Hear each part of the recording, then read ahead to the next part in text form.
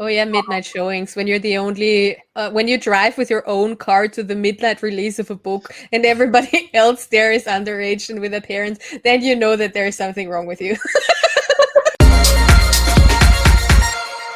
Hey there, this is Nancy Basile from Plus Size Nerd, and today I am talking to Monika in the center and Hello. Amanda on the end. Hello. From Geek Herring. Yay!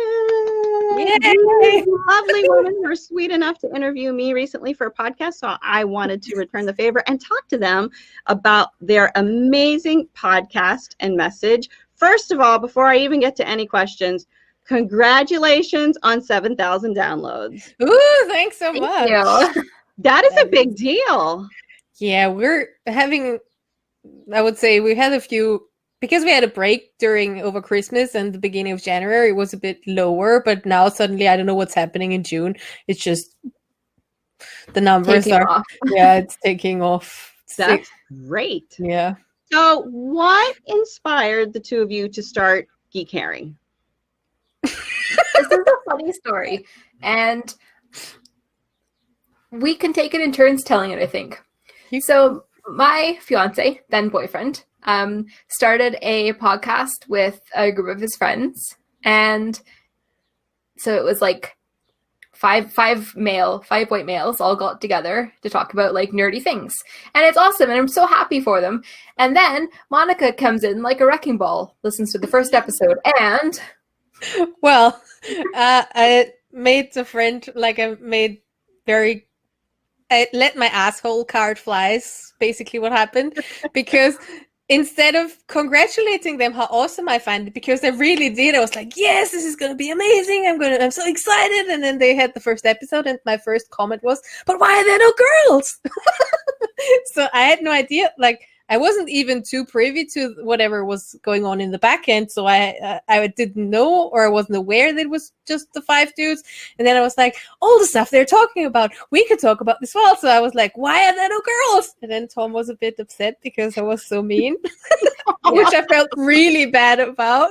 I know, because I totally jumped on the bandwagon and I was like, yeah, why are there no girls? Tom, Monika, let's start our own podcast. Like, screw those guys. We don't need them. Let's start our own. And then Tom was like, did you like my show? Yeah, it wasn't my finest moment for sure. No. Well, how did you come up with the name? It's a very unusual, memorable, cool name. Well, we were like, okay, well, if we're going to start a podcast, let's figure out what we're going to name it, right? And we sat together. I think we must have been there for about 2 hours over Zoom, like, oh, how the hell are we going to name? Like, it can't be like Geek Girl Podcast. That's lame. What's it going to be? So, like, we started like looking through all these words. Like, what's another word for like a cool woman? And anyways, long story short, we found an article with 1950s gangster slang, and a herring is a 1950s gangster slang term for an incorruptible woman. And we were like, that's it. It is? That's yeah. Right. We thought the time was great, like 1950s or whatever it was, and then also into relation to red herring, which was kind of synonymous to that. So we're like, the combination of all of that is actually really great, despite not being super excited about the fish thing. But we're making it our own now. We are. Why did you pick a podcast as opposed to a blog or live, I don't know, weekly lives or YouTube or something like that?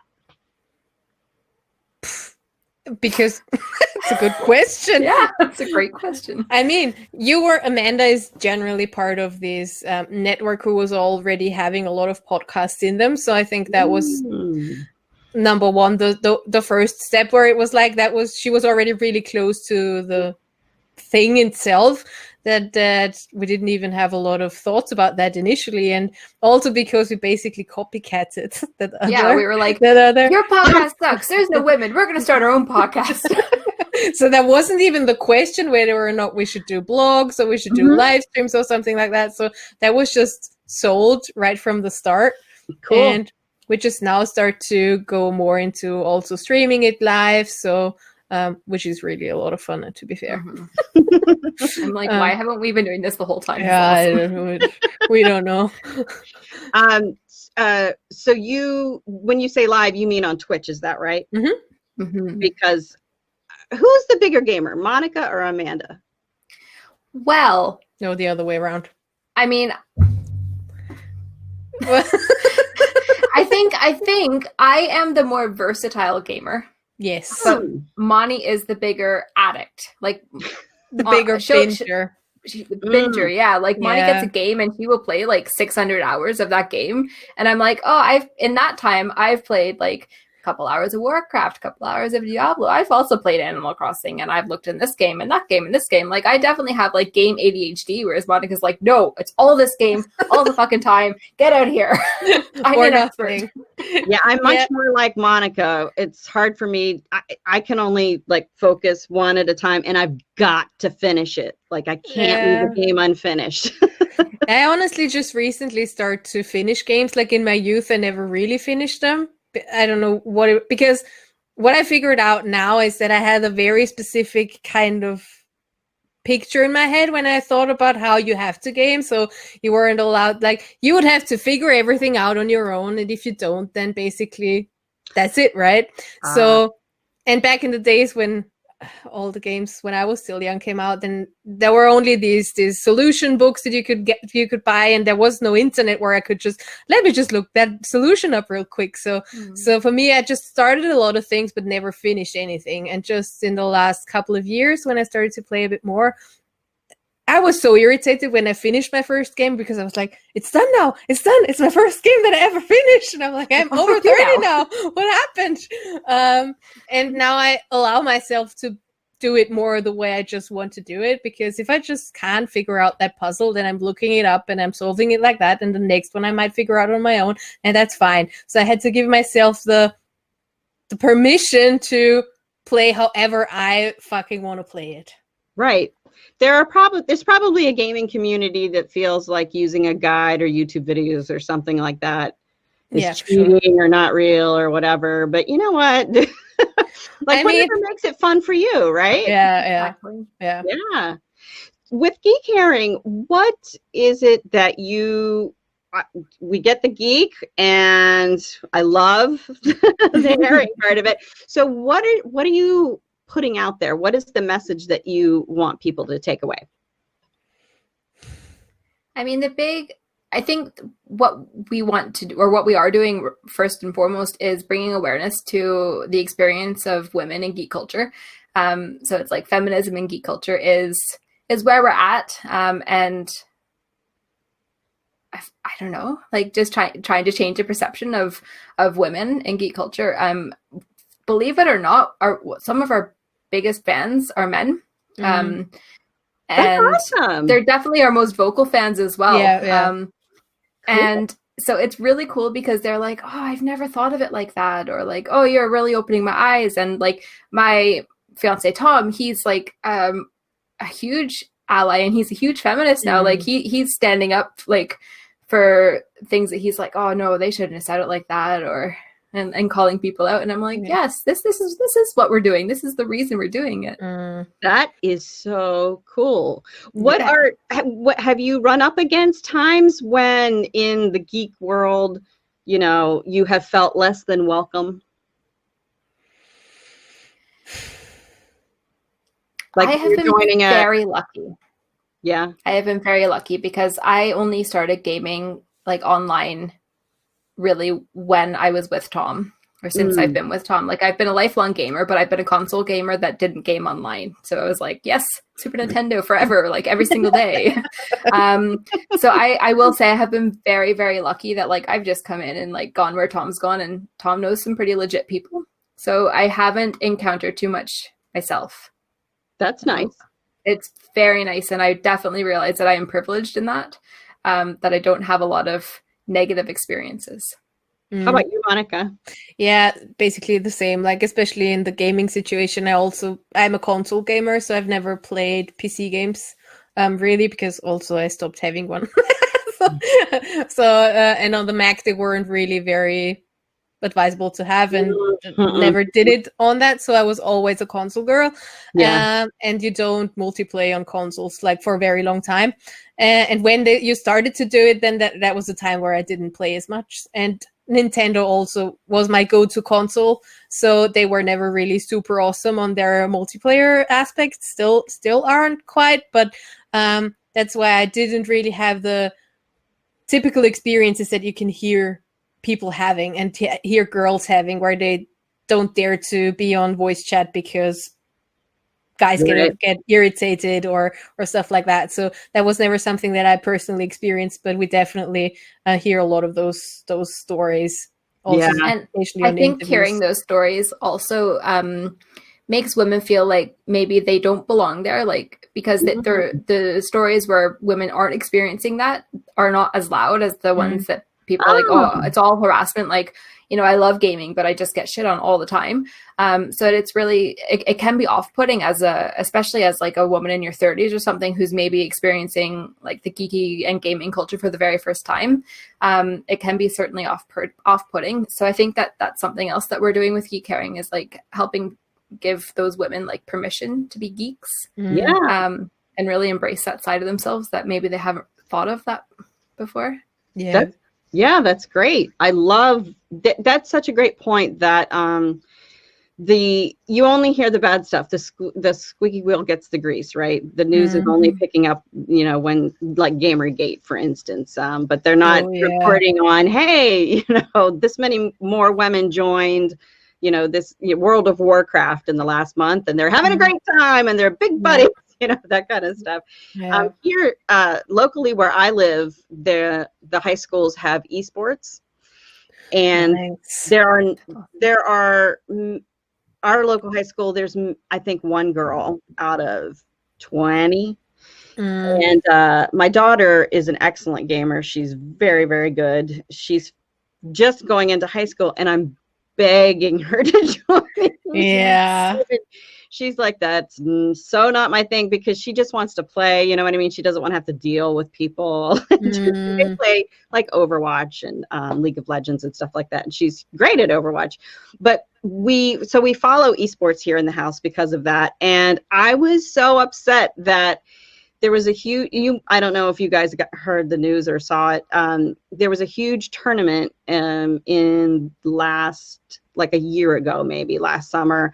And out of the top 100 players, there wasn't a single female. I think there are various leagues where it's more, I mean, clearly every league has an underrepresentation of women in them. So there are almost no women there. But I also feel that some are particularly hard to get into. Like I feel Overwatch could be something, or League of Legends could be something where it's pretty toxic.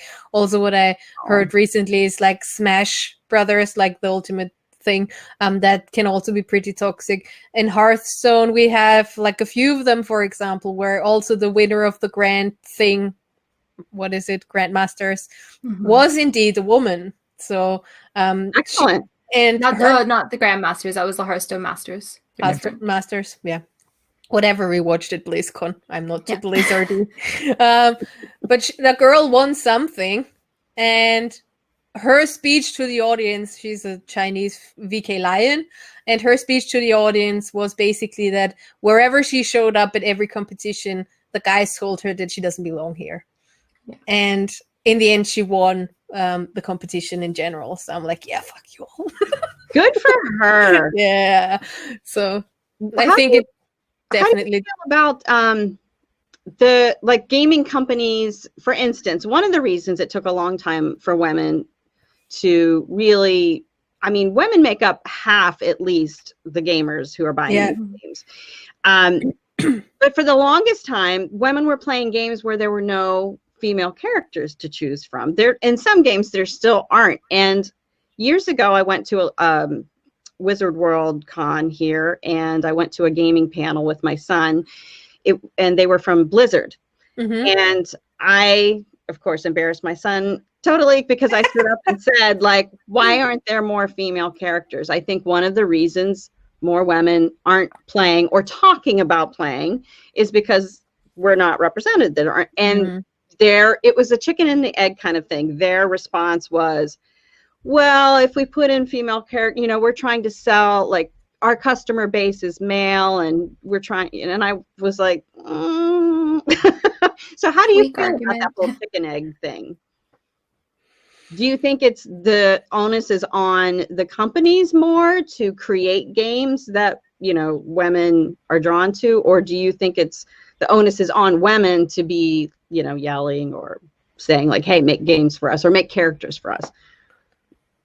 I think it's definitely something that the companies should do out of their own merit. It can't be that we can always be the ones who have to shout for wanting to be there. Like, we can't, like, we're already shouting like on every corner that we want to have a seat on the table, whatever seat it is. It's not only the gaming seat that we want the seat on the table on. We don't want the seat we don't want to take a seat away from anyone. We just want a seat on the freaking table.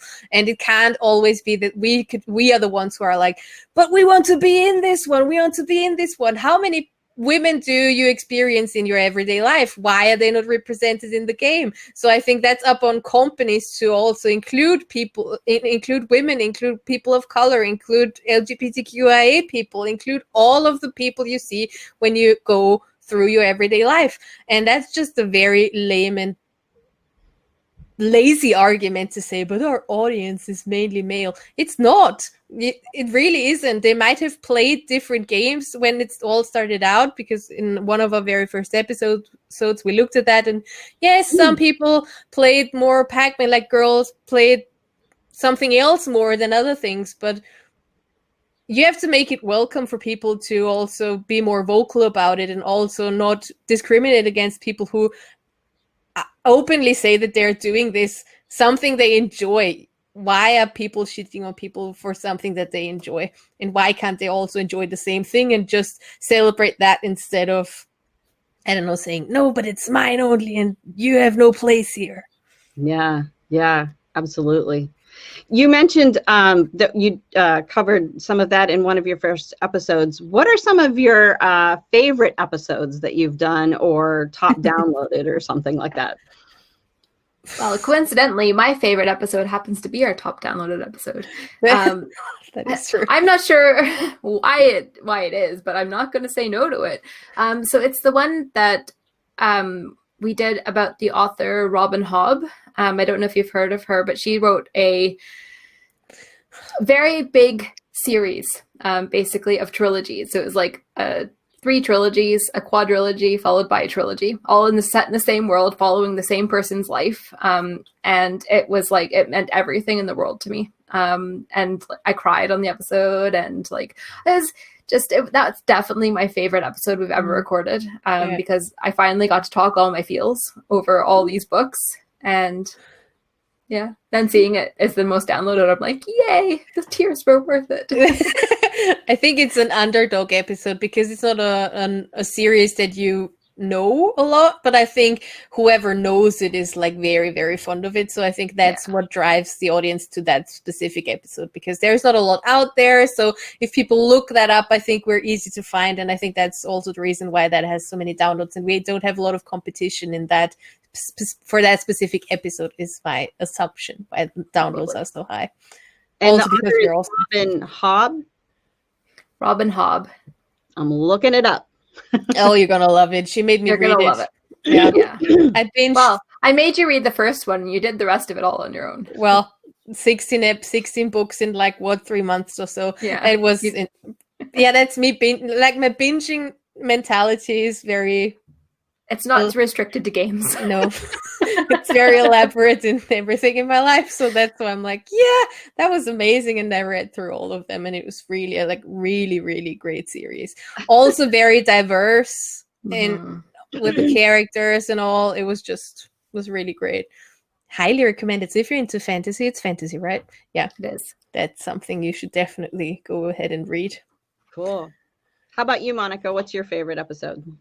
What's my favorite episode? That is really a tricky question always. I know it is.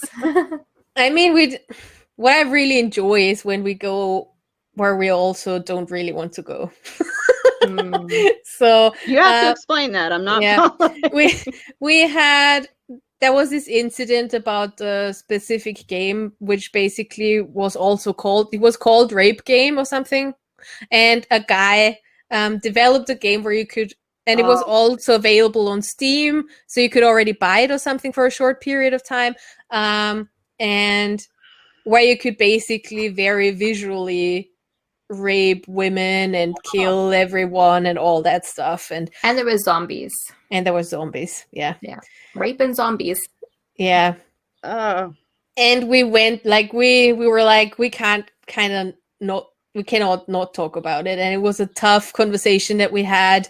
But I think it was worth to go there. Like, we try with everything that we do not to always be like, yeah, but this is shit, because that's not a conversation that leads us anywhere. So we try it's not constructive. Yeah. Even though we might get to the conclusion that something is shit, but we try to at least give it room and talk it through and try to argument why we think that's not appropriate. And why that's just because the guy also had arguments and all that. So we tried to look at all of that and see, yes, there is gore and there is murder and everything in games, and yes, but there's still a line, and we tried to argument why you should not cross that one and why it's an issue. So that was a hard but good episode. Yeah, that is meaty, very meaty. Yeah. And I agree. Yeah, there is a line. And plus I would think that is a slippery slope, because once something like that is allowed, then other horrible things would come out of the woodwork probably, and nobody needs that. Yeah. That shouldn't happen. So sure. What games are you guys playing right now? Well, I'm done quickly. I'm solely playing Animal Crossing at the moment. So I have like 600 and something hours in the game. So my island still looks spread, right? You have a big ranch. Well, no, my island looks shit right now, so it's not like I like terraformed everything to the ground again, and my houses are all standing on the beach, and I'm standing on an open canvas, and I'm like, what am I gonna do? What am I gonna do? Why did I do this? But yeah, that's where I'm at right now. Yeah. How about you, Amanda? I am also playing Animal Crossing, but I think in the time that Monika's got 600 hours, I've got like 140. So there's a good comparison there. I'm also playing World of Warcraft a little bit. I don't have anything to do, so I'm farming mounts. So it's really exciting. I'm playing Diablo 3, starting the new season next week with a group of friends. You do like to dabble. I do. Those are probably the 3 games I'm mainly playing. I was like playing Slay the Spire the other day because somebody on stream was watching or playing it, and I was like, oh, I've got that itch. So in there I went, and yeah, I'm just kind of all over the place, really. Mm-hmm. What's the first time in either your childhood or your teens that you remember really geeking out about something that kind of kicked you off? So I was a Nintendo gamer when I was like a kid. I think I got a Nintendo for my 5th birthday. So like 1991, got the Nintendo, and that started it really. But I think the first time that I really, really geeked out about something was when I got the Super Nintendo. I bought it for myself with babysitting money it was either $25 or $50 at Walmart. And I was so excited. I was living in Pennsylvania at the time, and I was so excited. I was like, I bought this with my own money, and got Donkey Kong, and I played Donkey Kong. I was so lucky as an only child. I had like a little suite of rooms. So I had like a bedroom, a bathroom, and off the bathroom was like a little den. And like I was just in there all the time playing like Mario or Donkey Kong, and that was when the geek fire was well and truly lit. Like, yeah. How about you, Monika? Well, I think there's a difference between starting to be a geek and then dating the flag fly. So, I mean, I definitely, like, my parents also got me all the gaming consoles, and I was one of the few who had it back in the days, and played a lot of Game Boy and through a lot of hoops to rescue Princess Peach, but never did, and all of that. So I did that quite intensively, the Game Boy situation, but I never really was too, I wouldn't say open. Like, of course, I was open about it, but it was not something that was so consciously on my mind that this is something very geeky. Where I probably lost my shit is when I had read the Harry Potter books, because that was just, and I didn't even start it when they all came out and got famous, but popular, and I was like, what is this thing? What is even happening? And then we had a Chinese exchange student, so from Hong Kong, basically, and she never read any books and started to read the Harry Potter books. And I'm like, if someone who doesn't read books at all starts to read something that long, then I'm like, maybe I should just give it a try. And then, well, that ended it for me. Then I went to role-playing things and sew my own. Well, I didn't sew my own. I made a robe. I had someone make a robe for me and all. And then it was when I was already 17. So I'm like, yeah, so in hindsight, that was probably where I just let it all out and let it all fly. How old were you when you started reading the books? 16. Oh, okay. I was 14 when I started reading them as well. Yeah. Because I had just moved back to Canada and had a group of friends, and they're like, have you read Harry Potter? And I was like, Harry Potter's lame, because that's all that anybody ever said, like, in Pennsylvania. And they were like, what? No, Harry Potter's awesome. Read it. And like, they kind of slid me the Philosopher's Stone like across the table, like, read it. And I was like, okay, if you think it's good. Anyways, like that year, I think the first film came out, like the Philosopher's Stone film came out, and I was dressed up for the midnight showing. I was, so yeah, definitely well and truly hooked. Oh yeah, midnight showings, when you're the only, when you drive with your own car to the midnight release of a book and everybody else there is underage and with their parents, then you know that there is something wrong with you. I feel you. I've been there. I feel you. Like, yeah, there is a different kind of situation happening between me and those books compared to everyone else around here. So that was where I was kind of more aware of that. Yeah, maybe that's just not what everybody else does. You know, there's something about, well, obviously there's something about those books, but each person, depending on when you read them and how you read them, like, were you around when you had to wait for them to come out? Yeah. Or did you just get to binge on them? You really do develop a really personal kind of connection with them. And then if you wait 10, 20, 30 years probably and read them again, you would probably come from a totally different perspective. Yeah. And form a different kind of relationship with it.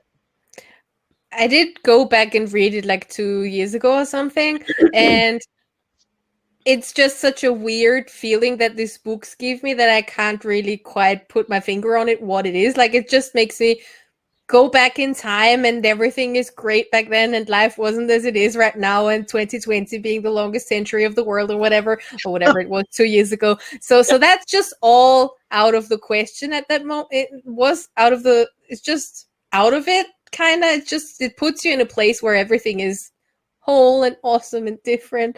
Though I think now, reading them now with everything going on, I think I would again have a totally different viewpoint on everything. So I'm like, I dread it, and I don't know if I will do it just now, but yeah, who knows? I completely agree. I think every day I tell myself I really need to read those books again, except that it's kind of, there are three things in my life like this: the Harry Potter books, Game of Thrones, and Buffy the Vampire Slayer. They were so huge to me, and I went through so much with them, and it was, you know what I mean, like so cathartic that I can't bring myself to go back and start over again, because it was just so much the first time. It's like, I can't put myself through that again. Yeah. It was just so huge. Yeah. So I completely get that. So when you said role playing, were you like LARPing kind of a thing, or? Well, I mean, I had a friend, I met like my best friends online through the Harry Potter community, and they were living at a place where they had, and we were in a fan club, like in an online fan club, and they organized live action role play, basically, where they rented a castle and you went there with ropes and you had lessons. And because my friend was also living really close by, that's why I was like, yeah, of course I'm going to go. I mean, they didn't go there, but I went there and we stayed in a room and I was the Ravenclaw head and all that crap. Wow. Yeah, but that was just like over a weekend or something, so not like the hardcore LARPing where people do it like like all the time for months and months and months. But it was just for that specific like a weekend or so, 2 or 3 days, and we stayed in a castle, had food, had lessons, had ropes. That is awesome. Yeah, it was. In hindsight, it was pretty epic. And when I tell it to my boyfriend, he just looks at me like I've lost my shit. But yeah. He does that anyway, so. He does that anyway. That is true. Do the two of you play Wizards Unite? No. No. We tried. Oh, okay. We tried, and it was, I was going through like so much data. Like I would play Pokemon Go. That's something, and I was like, oh, I'm so excited for Harry Potter, like for Wizards Unite, this is gonna be amazing. And I just like played it for 10 minutes or something, and I saw how much data it used. I was like, oh dear, what? And now with everything, even compared to Pokemon Go, it was more. Oh yeah. Wow, it's like 4 or 5 times as much data for the same amount. This was like back when it first came out. I was like, holy crap, like this is just insane, like the amount of data it's taking up. And now honestly I'm not playing it because I don't want to give the author any money. I see. Yeah. My my guess about that is that she's already been paid in licensing fees. Oh, Warner Brothers and Niantic are making the money. Like she got paid 10 years ago or something, and now they're the ones raking it in or something. But we had the Gaily Prophet on our podcast, and they did research, and she even gets money from everything you consume in the wizarding world and all the shows, and she gets money from just accessing Pottermore. Even though there are no ads on Pottermore, she gets access from every person who is on that website. So I think she's getting way more money than we think she does. Just access to Pottermore. Yeah. So if you go on the website and look stuff up, then she's already getting paid. That makes me think that Pottermore is selling that information, because how else would they make money? I mean, with the stats, I don't know the volume. Yeah. Creepy. Maybe she just has a very good contract that puts something in place that however many people are on, she gets money from it, despite them making money with it. Yeah. How are you guys doing with that? Being able to separate her from the work? How are you with that? Initially, like when this kind of the first/second time this happened, and I didn't know how to approach it. And then after we spoke with the Gaily Prophet last summer, gosh, that was almost a year ago already. It was like, Hogwarts is still your home, and we just need to reclaim it, because yes, she wrote it, she created the world, but we really made it our own. Because I did a lot of text-based role play as well with Harry Potter, and like, so I have stories that I'm like, well, this is more canon than what actually happened in the book to me, because this is what my experience with it. But honestly, like after this most recent spat with it, I'm having a harder time being more accepting and being like, okay, well, it still is my home, because I'm like, is it though? That's heartbreaking. I have a similar, for me, it's similar. This time around, it feels harder to claim it back. Also because I feel the more I read it, the more I acknowledge, the more I realize that also some people or some things in the book already were something where I'm like, where I'm like, why didn't I not see that when I was reading it? Clearly, I was 16 when I read it, so that wasn't where I was. But I also read it like after I was 30 already. So I'm like, I could have noticed that Ron is actually a misogynist. I could have noticed, and I'm still loving him. Like Ron is my favorite character in the books, and then I'm like, yeah, but he's really a dick to women, and he's really like has a lot of misogynist traits. And I'm like, but I love him so much. Like, it breaks my heart. And I'm like, and now that's also my fear where I'm like, if I read it now after like being aware of the fact that Cho Chang is really not non-racist, like calling someone that's Asian Cho Chang is like, why didn't I not notice that this is kind of weird when I read it?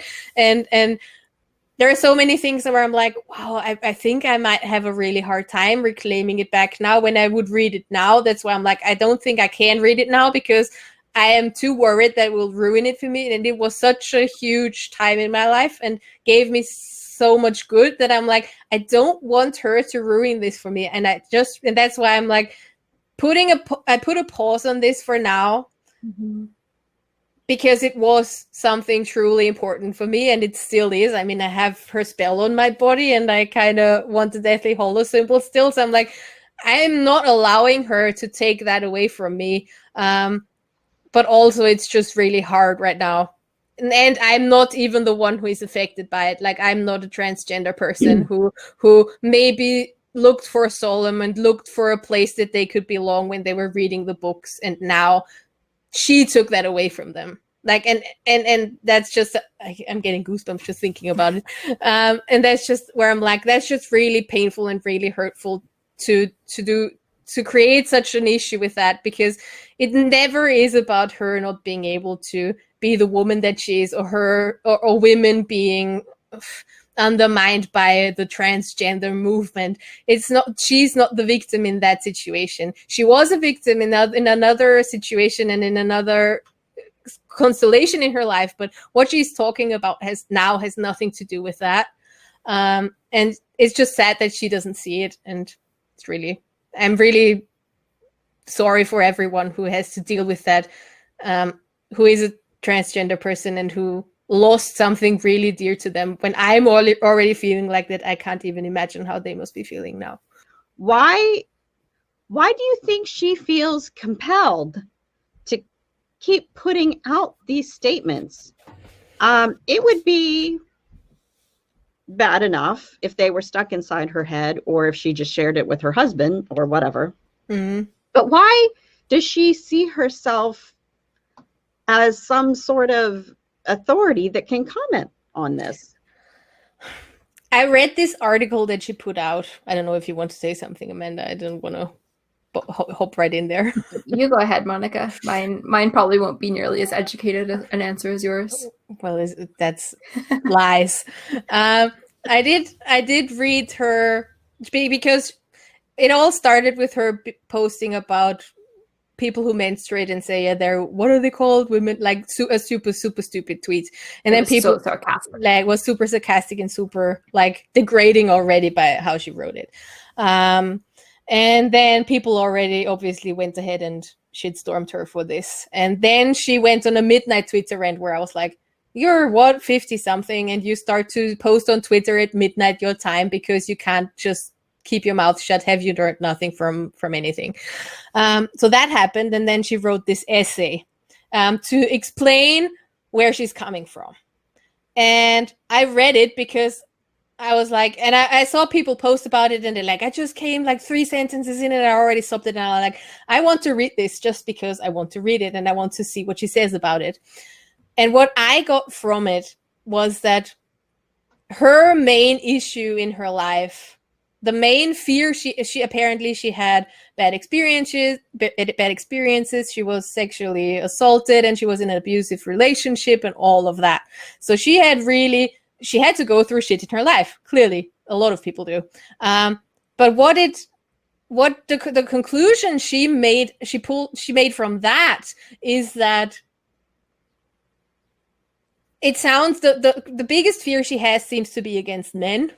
So the problem that she has is that she still sees transgender women as men, and that the only thing that men do is predators, because that's the only reason why. That's what it sounded like for me, right? So she's worried that they are in the toilet together, and she's putting women and girls in a position where they will be put in way more danger when you let transgender women into toilet rooms, for example, or give them access to wherever girls have access or women have access, which I'm like, yeah, but do they really? I mean, and also because especially in the UK, they want to make it possible that you can just claim that you're a woman and then you are a woman. So what she sees there, or what she seems to see there, is that men will just randomly go to court or to wherever they can go, claim they're a woman now, then go to the female toilet, and then they, I don't know what they plan on doing there. And I'm like, yeah, will they though? Like those people who go ahead and rape women or sexually assault women, are those really the ones who claim that they're women to go into female toilets and make a bad place, like give them, like treat them horribly? And yeah, I think she just feels that womanhood, because of the transgender movement, seems to be less important, and she doesn't look as if she's able to see that both can be there at the same time. Like, of course women and girls need looking after because they've been not discriminated against, but they've been oppressed and everything for years and years and years. Of course we have to fight this fight, but that doesn't mean because we have to fight another fight as well that we can't fight together, even though we're talking. She can be the woman that she wants. Everybody identifies how they identify, right? But because someone else identifies as a woman doesn't mean that she can't be one anymore. And she seems to put that on as something competitive that competes against each other, whereas I'm thinking it's not. It's we're sitting in the same boat, and we should drive and try to navigate that boat together, and not being like, yeah, but you want to go where I go, and I don't want you there. And that's just, and she put it in a way where it's just so threatening for every female who is biologically female when transgender people be there and go where. And she claims that she knows so much because she did so much research about that, and she knows, like, that's like, I'm not a racist because I have a black friend. That's basically her analogy that she has.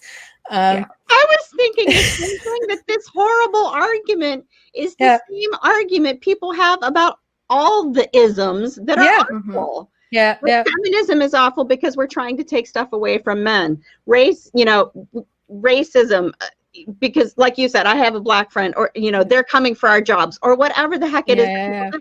And this whole argument that a man is going to claim to be a woman just so he can go in a fucking bathroom and rape somebody is so ludicrous. And to me, it's the same thing as rape culture saying, oh, but there are all these women out there who are going to scream rape when they regret having sex with someone. And it's such bullshit, because no one is going to scream rape every time they make a mistake. It's that's mind-blowing. Her argument is just, I didn't read her essay, but when I saw the tweet that said something like, I'm a woman and I've struggled with things, and so being a woman I was like, what does that have to do with anything? I know. It's like the experience of a trans woman does not negate your experience as a woman. Like they do not correlate. They don't have anything to do with each other. So just shut the fuck up. I really don't understand this world where everyone is all up in everybody's biz. It's like, keep your eyes on your own paper, stay in your own lane, live and let live. I don't know why. And the even crazier thing to me about this is this underlying theme through all of the books was about oppression and an ism, the purebloods and against creatures. She had that running through all of her books, and yet here she is. I know. And that's the Gaily Prophet also said, like, it's unbelievable that someone who has this kind of views apparently could write something like this still, because clearly they also still love it and are. Never clicks away. Hello. Host has joined. Here we go. Yay! You got my message. My son decided to restart our router because he was having trouble connecting himself, so I apologize for that. No problem. No problem at all. We should probably wrap up anyway. I've kept you guys a very long time. So just as a wrap up, before we get to like where people can find you and stuff, what would you say to that young girl who is starting to dig games, starting to dig comic books, whatever her thing is, and she can't seem to find someone in her own little circle to hang out with about that? What would you say to her? Keep doing what you love, number one. Yeah, don't give up, because there are other geeks out there, other young girl geeks out there, even if they're not necessarily somewhere that you can find. If you have a local comic book store, even if you're not into comics, go there and ask them for help finding a community, because they're actually really good. Most comic book stores also have like tabletop gaming facilities, and they can guide you. They can tell you where to look. Also, I think in 2020, we already managed like 20 years ago to find someone online. So nowadays it's way easier to do that. So find something, like look online, Google, there are forums still, I guess, or other platforms where you can find a community that aligns with what you're doing. Maybe if you're a gamer, start finding Twitch streamers that do what you like to do. So there are family-friendly streams out there. Just make sure you have that tag. Yeah. So yeah, if you're a younger girl, you can check out communities of, like, you can check the game that you like, and then you can find if someone that you vibe with, and then if the person you already vibe with, the person that is streaming, then you can be quite certain about the fact that whoever joins his or her is around them basically is someone that you also want to engage with, I guess. That's great advice, both of them. That's excellent. So if people want to find Geek Herring, where do they go? Where's the number one spot? You can find everything to do with Geek Herring at our website, which is geekherring.com. We're also on social media and Twitch. I love that homepage photo, by the way. Yeah. I was quite proud of my Photoshop skills there. Yeah, it was very fun. It's very fun. Because it wasn't initially. They had champagne in their hands. It's way better the way that Moni did it. Yeah. Well, thank you, ladies, so much for talking with me today. I sincerely appreciate it. Thanks so much for having us on. Yeah, thank you so much. Here's to 7,000 more downloads, right? Thank you. Yes, absolutely. Woo.